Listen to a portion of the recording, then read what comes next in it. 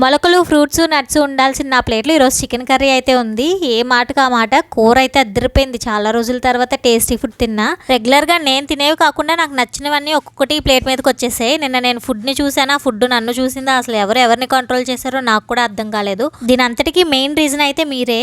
నిన్న నా ఇన్స్టాగ్రామ్లో 10K ఫాలోవర్స్ కంప్లీట్ అయ్యారు.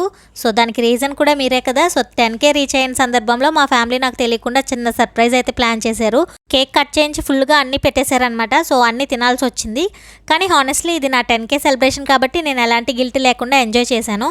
ఒక్కరోజు మనకు నచ్చిన ఫుడ్ ఎంజాయ్ చేయడం వల్ల మన హెల్త్ జర్నీ అంతా పోయినట్టేం కాదు. సెలబ్రేషన్ అయితే అయిపోయింది.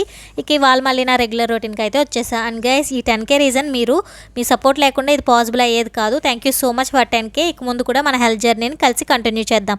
ఇంక ఇప్పుడు రియాలిటీలోకి వస్తే కేక్ మాత్రం వద్దు అని చెప్పి నేనే సగం కేక్ తినేసా. అదనమాట, అలా ఉంటుంది మనతో. ఈ రోజు అయితే ఎమ్మిగా అన్ని లాగించేసా. కానీ రేపు అయితే బిగ్గెస్ట్ టాస్క్ ఉంటుంది అనమాట. అయ్యో మర్చిపోయి నేను ఒక్కదాన్ని తినేసాను. మీరు కూడా తినండి, కమ్.